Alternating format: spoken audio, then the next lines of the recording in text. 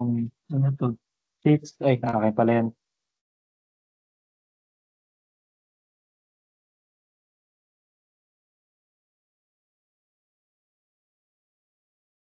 Ay 12, okey na rin tayo sa 12 ano? Ay ba't ba ito? Ano na? Inis 'no, sobrang ano kasi natin, eh, galing natin. Wala nga, kasi tinapos agad,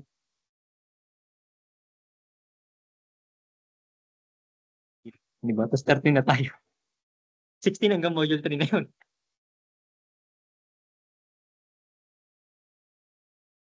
Sige, ayan na, so dito na tayo sa medyo exciting part ano, design-based year. So ito actually yung focus natin 'no, para dito sa course na 'to. Yung iba na diniscuss natin medyo ano lang, intro-intro lang 'yun, concept-concept 'no, ito yung mahalaga. Okey, kasi ito yung part na puwedeng lumabas sa board exam mo. Siyempre bukod dun sa minsan kasi nagbibigay sila ng terms 'no, yung mga focus, hypocenter, focus, hypocenter, tsaka mga near source, yung mga na-discuss natin last time. So yun, nilalabas nila yun. Ano pa ba?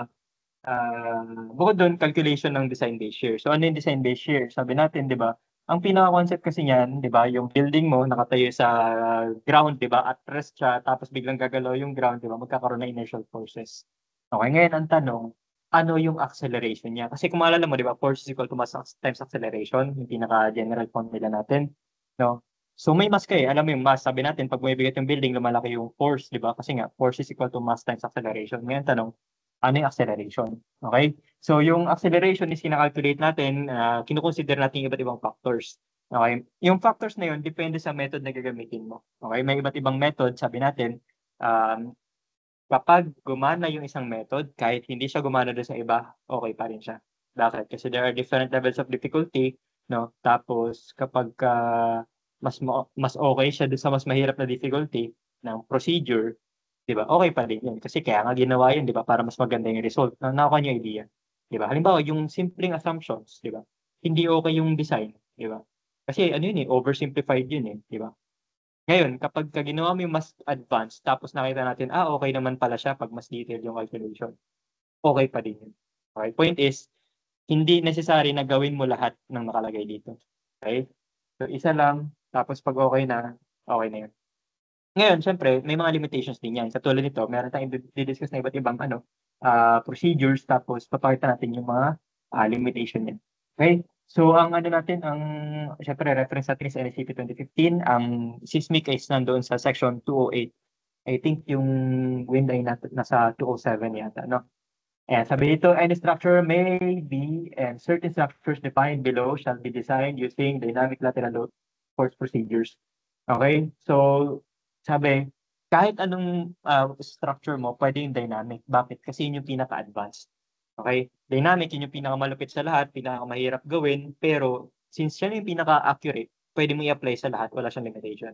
Okey, ngayon meron siyempre kung may mahirap, may madali. Okey, yung simplified static tsaka static. Ito yung pang-college level. 'No, yan yung pag-uusapan natin. Kaya yan yung ima-model natin kasi itong dynamic ano yan, eh, mahirap gawin yan 'no, hindi siya magagawa by actually siyempre kaya naman yan by hand pero hindi sa level natin 'no, hindi sa level ng college 'no. Kasi may mga topics 'no, like yung mga, mode shapes, mga ganyan, na hindi para dito o pang-masteral siya dini-discuss yung mga logarithms muna. So hindi na out of scope natin siya. Okey, sabi yung una pinakamadali, simplified static 'no, lateral force procedure may be used for the following occupancy, category 4 or 5. Okey, so kung 4 or 5 siya, puwede provided na ma-satisfy natin 'to. Okey, category 4 or 5 mga normal na bahay, okey? So buildings of any occupancy including single family dwellings, yung mga bahay-bahay, not more than 3 stories in height, so hindi puwedeng lagpas sa 3 story, okey? So kapag nag-4, bawal na. Okey? Hindi counted ang basement doon sa 3 story.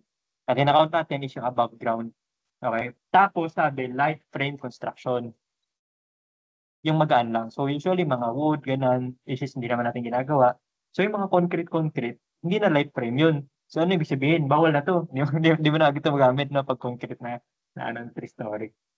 Sabi, kung hindi man siya light frame, sabi, other buildings not more than 2 stories in height excluding basements. So kung meron kang 2 stories, 'di ba, puwede. So hanggang dalawang palapag lang puwedeng gamitin 'tong procedure na 'to. Okay, bukod doon, hindi na pwede na. Tsaka bukod doon, halimbawa, essential, kunyari, gagawa ka ng fire station. Sabi natin essential yun, di ba? So, kung may gigiba, hindi pwedeng yun. Hindi pwede yung mga government facilities, di ba? Yung mga police station, or anything na about sa government, anything na kailangan for emergencies, bawal silang gumibaon. Okay, so dapat sila yung huling matitira. Okay, so essential yun, bawal ito sa essentials.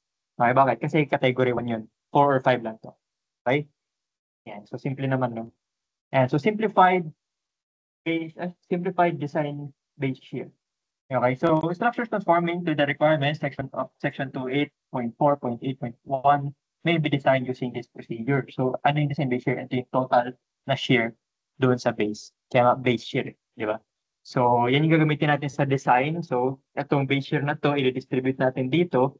Kasi syempre, di ba, summation of forces sa X, di ba? Itong base shear na to dapat i-resist yan. No? I-distribute natin yan sa mga floors. No? So pag-uusapan natin paano ba i-compute to, tapos next time pag-uusapan natin paano i-compute to. Okay? Tapos kung mabilis, yung next time baka mamaya na yun. No?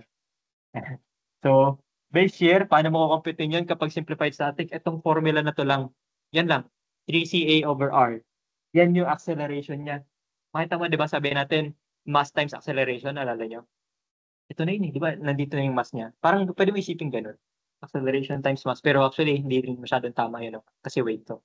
Pero pwede mong ganun, no? Pwede mong gawing analogy na ganun. Ito yung bigat niya, tapos ito yung multiplier para maging force siya. No? Kasi, ito, force na to eh. Di ba? So, wala lang. So ano siya. Ganun. Okay, so sabi dito, total design base shear in a given direction shall be determined from the following equations. So ito nga, 3CA over R, where the value of CA shall be based on table 28-7.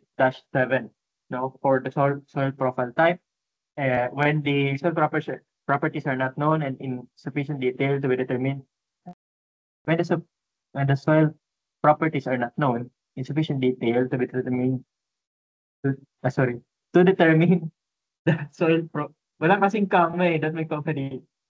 Okay, to determine the soil profile type SD shall be used in seismic zone 4. Okay, tapos SE shall be used in seismic zone 2. Okay, so kasi there are times kasi na yung project mo maliliit lang. No? Tapos ang ginagawa nila, i-construct nila yun na wala silang geotechnical report kasi mahal ang geotechnical report. Okay, per borehole nasa 30, 40,000, 50, depende kung kanino ka magtanong. Okay, pero yun nga, mahal kasi yun. So sometimes binabypass nila yun kasi halimbawa 2-story lang naman. Okay, so hindi na sila ipapa-geotechnical kasi hindi naman nire-require. Okay, ngayon ang tanong, paano mo malalaman yung soil profile type kung walang geotechnical report? Kasi sabi natin, di ba doon yun manggagaling? Kung wala, sabi ng code, sige, kung hindi mo alam, ito na lang. SD na for seismic zone 4. Okay, tapos SE daw for seismic zone 2. So hindi ko sure. Hindi ako familiar din sa this. Anyway, kunyari tama yan. Parang hindi ko lang ito nabasa. Ito kasi alam ko yung SE. Anyway, okay, ito. In seismic zone 4, the inertial factor and A need not be greater than 1.2 if none of the following structural irregularities are present. So, ibig sabihin, kapag na-compute mo greater than 1.2 pero hindi naman nangyari ito, 1.2 na lang. Pero pag tamad ka, gamitin mo na yung actual kasi upper bound to eh. Ganito kasi nangyari dyan, no? Maraming way kung paano mo siya gawin. Pwede mo gawin na makompute mo talaga. Halimbawa, na-compute mo 1.44. Tapos, halimbawa, malaki. Diba? Kung gusto mong i-optimize yung design mo, tapos nabasa mo, uy, teka lang, may ganitong probation na. Na-satisfy ba niya to? Wala bang irregularity? Kung walang irregularity, na-compute mo na 1.44 halimbawa, pwedeng wag yun yung gamitin mo. Kasi sabi ng code, pwede to eh. Diba? Kung na-satisfy mo na walang ganito, irregularity, yun na-compute mo, pwede mong babaan. Nakanya. So basically, ano ba point ito? Yung design, mas maganda kung mas marami kang alam. Okay, yung pinaka-point. Okay, mas marami kang nabasa, mas marami kang alam, parang batas yan eh, na parang yung batas na ito yung nakasulat, pero may iba pang nakasulat na kung alam mo yun, pwede ka pang gumamit ng ibang ng ibang paraan. Katulad nan, di ba? Mas mataas na compute mo, pero sabi may ganitong clause eh, di ba? Since alam mo to, pwede mo itong gamitin. Nakakuha niyo. So, ganun sa practice, no? And so, hindi siya isang beses mo nabasa yun na yun. No? Mas maganda kung mabasa mo ng buo. Kasi, may mga times kasi na na yung code nun, kumbaga, sa ibang part ng code, sasabihin na, okay, itong section na to, pwede mong i-overwrite, no? provided na, yan, katulad yan, na may ma-satisfy ka mga conditions. Okay, ayan. So, sabi, kanina simplified static, ngayon ito naman static, no? So, static lateral force procedure may be used for the following structures. Okay, so, lahat ng structure na nasa 4 or 5 na sa seismic zone 2. Okay? So, kapag wala sa seismic zone 2, hindi sabi, all structures naman. So, ibig sabihin, lahat ng seismic zone 2. Okay, tapos sa regular structures under 75 meters in height, discuss natin ito last time. Di ba? Pa natin natakal to. Okay. Regular structures, kasi walang irregularity. 75 meters in height. So, 75 meters divided by 3, assuming 3 meters ang bawat floor. So, that will be 25 meters. So, ibig sabihin, hanggang 25 meters, provided na yung building mo ay box type, na walang pagulo-gulo sa vertical, kumbaga, yung normal na box type na building. Pwede to. Okay, pwede yung ganito method. Pero kung hindi, syempre, hindi na pwede. Diba? Ngayon, kung irregular man siya, sabi, hanggang 5-story or 20 meters. Okay? So, kapag nag-6-story na irregular, bawal na agad. Okay, dynamic ka na agad. Okay, ano pa? Structures having flexible upper portion supported by rigid lower portion. So, itong mga ganitong rigidity, hindi mo to malalaman sa calculation, no, ng by hand. So, usually, tinitingnan natin yung mga ganyang mga data sa software, no? Ni-extract natin yung mga result na yan, tapos tsaka natin dinedecide kung papasok ba yung mga condition na yan dyan. So, since hindi natin ito magawa manually, so huwag mo nang pansinin masyado. Basta alam mo may ganong condition. Okay? Focus tayo sa mga concern natin. Okay? Kanina, nakalagay doon 3CA over R. Tama? Simplified static. So, yun lang yun. Ngayon, static, hindi masyadong simple. Okay? Ito na yung normal. Okay? Paano yung formula? CVI over RT. Ito yung laging binabanggit last time kung nakikinig ka or kung naalala mo. CVI over RT. Okay, meron ka formula. Ito yung multiplier mo doon sa weight. Okay? So, mamaya i-breakdown natin kung ano yan.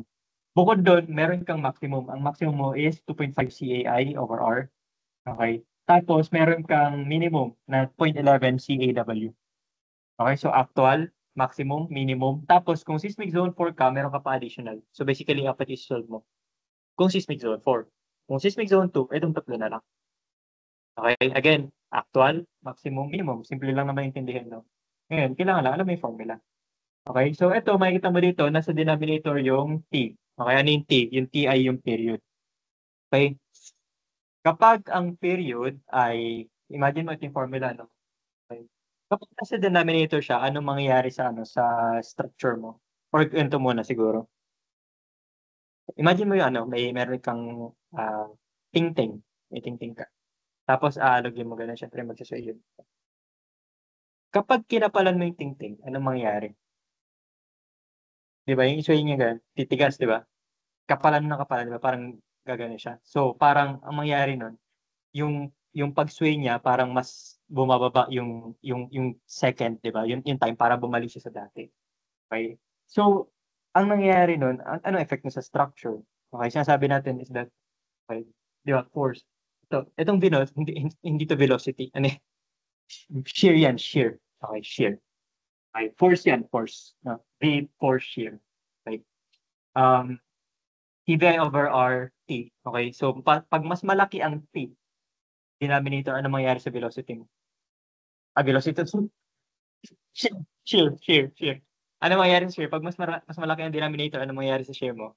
Lalaki o liliit? Denominator, liliit. Okay, very good. Okay, ano nangyayari? Di ba? Yung structure natin, sabi natin, sample natin ting-ting malambot, di ba? Pag mas malambot siya, mas mataas ang period. Mas mataas ang period, mas malaki ang denominator, mas maliit yung base shear. Okay? Yun yung pinapoint out natin dati. Naalala mo, sabi natin, basic principle, kapag building, ayaw natin na masyadong matigas. Diba? Ayaw natin na masyadong malalaki yung members. Kasi malaki yung members, sige, malaki nga yung force, diba? Malaki nga yung capacity. Pero dahil malaki ang capacity niya, malaki din ang stiffness niya. Malaki ang stiffness, hindi masyadong umuuga, maliit ang period, malaki yung force. Nakuha niyo? Ibig sabihin, pag in-upsize mo siya, di ba, lalaki capacity niya, pero lalaki din yung load niya. So, there are times na ulit-ulit mo ng ganun, hindi pumapasa yung design mo. Kasi ang problema, nalakihan mo siya. Dapat na gawin mo, liitan mo siya. No? Dapat gawin mo siyang flexible, di ba? Para mangyari, hindi magkaroon ng masyadong malaking forces. Di ba? Ngayon, ang tanong na lang, paano mo siya i-detalye in such a way na magde-deform siya pero hindi siya babagsak. Dun papasok yung detailing natin. Nakuha niyo yung idea? Okay, ina-allow natin yung building natin na mag-deform, mag-sway, kasi yun yung way niya para ma-dissipate yung energy na hindi niya kailangan pigilan yung forces. Ang ginagawa niya, sige, magbebenta lang ako, di ba? Magsisway ako, dun ma-dissipate yung energy. Kaya parang bamboo, di ba? Yung bamboo, di ba? Napakatangkad, di ba? Ang liit lang na section, pero ang taas na inaabot niya. Bakit? Kasi hindi naman yung nire-resist eh. Nagsisway lang siya. Okay, ganun yung gusto natin na mangyari sa building. Pero ang bamboo, di ba? Flexible eh. Hindi siya basta napuputol, di ba? Dapat gano'n din yung building natin. Tapos yung behavior na yon makukuha mo kung i-detalye mo siya ng tama. Okay, saan yung detalye nun? Do'n sa mga bakal, reinforcements, di ba? Yung spacing ng mga stirrups mo, yung spacing ng mga ties, i-satisfy natin yun. Kasi kapag hindi mo siya sinatisfy, di ba, hindi natin makukuha yung behavior na ine-expect natin, which is, ang tawag natin doon, di ba, kung nag-RCD ka ng term natin doon ay yung ductile. Naalala mo yung ductile? Paulit-ulit natin yan, di ba?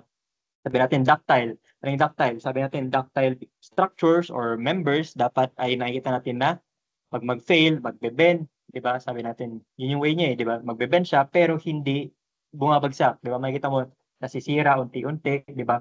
It allows deformation without actually breaking, no, or without actually failing. Okay, so ganun siya. The structure should be ductile. Okay, meaning it should sway, 'di ba? Pero hindi siya masisira. Dinedetalye natin yun. Okay, yung principle niya. Okay, ito yung R, yun yung coefficient natin na nag-a-account ng ductility na structure. Mamaya, i-emphasize natin yun. I think last time sabi natin, di ba?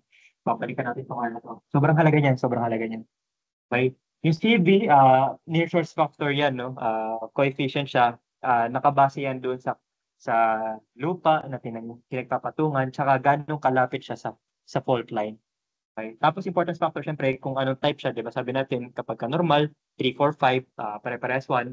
Yeah, pero kapag ka ano siya, tawag dito, essential, tsaka mga hazardous, di ba? May multiplier tayo. Kasi sabi natin, mas mahalaga yun eh, di ba? So kung may gigiba, hindi dapat sila yun. Kaya may additional tayo factor of safety. Okay? Yung T, kinakalculate natin yan using this formula. Okay, CT times HN over at raised to 3/4. Okay, yung HN yan yung height ng building natin. Okay, height ng top story. Tapos yung CT ay multiplier, no? Multiplier depende sa kung anong materialis yung gamit natin. Okay, kung siya ay steel, ito yung 0.0853. Okay, kung concrete 0.0731, tapos kung hindi concrete, hindi rin steel 0.0488. Okay? Yun yung multiplier natin. Okay. Ayan. So, halimbawa, ito, kung meron ka namang shear wall, gagamitin mo to, pero, ewan ko, hindi namin ginagamit eh. Kasi ano siya, hassle siya, kukumpitin mo pa yung, yung shear wall, susukatin mo pa.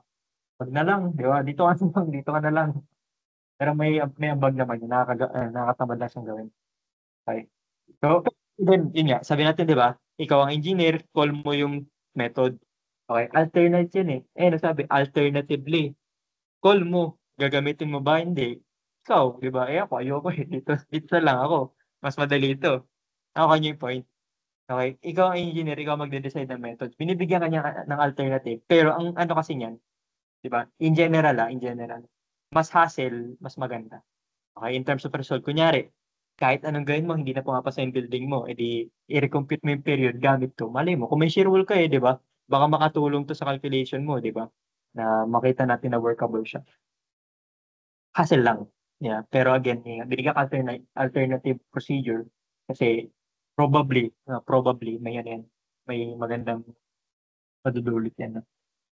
Okay, ayan. So, fundamental period T may be calculated using the structural properties and the formational characteristics of resisting elements in properly substantiated analysis. So, ano yan, usually ano yan, sa software na siya, no, kapag ka, pag may software ka, nirarun na lang natin yan eh. Yung nandoon, hindi naman yun yung ginagawa ng software natin pang-calculate eh. I mean, pang-approximate, pero ito, ano to, ginagamit nila to.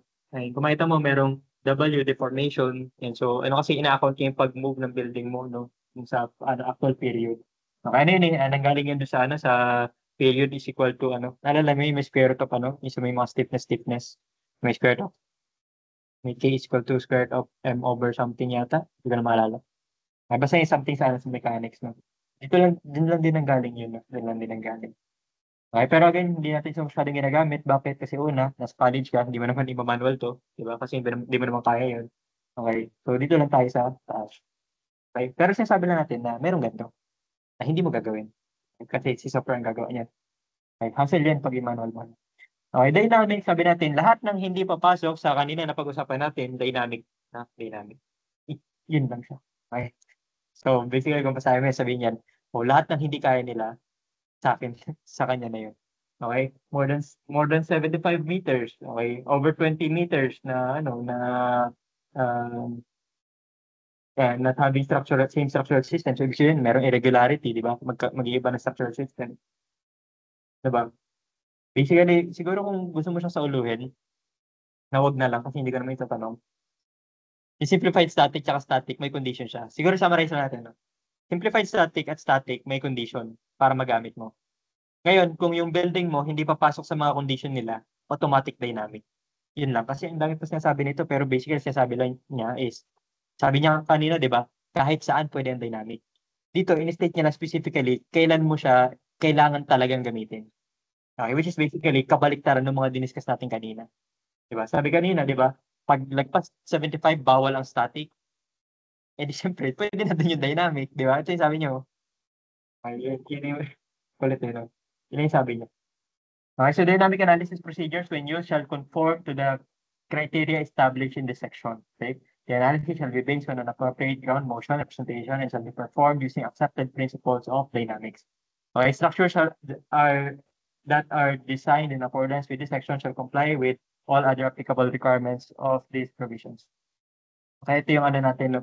Yung tatawag natin na response spectrum. Wag na to. Hindi, ano ba? Siguro discuss na natin na very, very short lang. Okay, kasi hindi mo 'to magagamit manual. Okay, hindi mo yan magagamit manual. Okay, ano yun, eh, dynamic yan, eh. Ito nga, papasok na dito yung mga mode shapes, mga ganyan. Basta super complicated. Actually, kahit ako hindi ko siya super naintindihan na kaya ko siyang explain. Pero meron na sa YouTube. Kasi ano, dati sa work namin, yun nga, 'di ba, puro mga high-rise. So, lagi kami naka-dynamic. Hirap na hirap akong intindihin 'to. Sakit ng ulo ko dito. Kasi ang complicated talaga niya. So, hindi ko rin kayang explain. Okay, pero yung basic principle, ito yung basic principle. Nakikita mo yung curve, di ba? Ito ang spectral acceleration. Okay? Ano yung definition ng spectral acceleration? Hindi ko rin alam. Okay?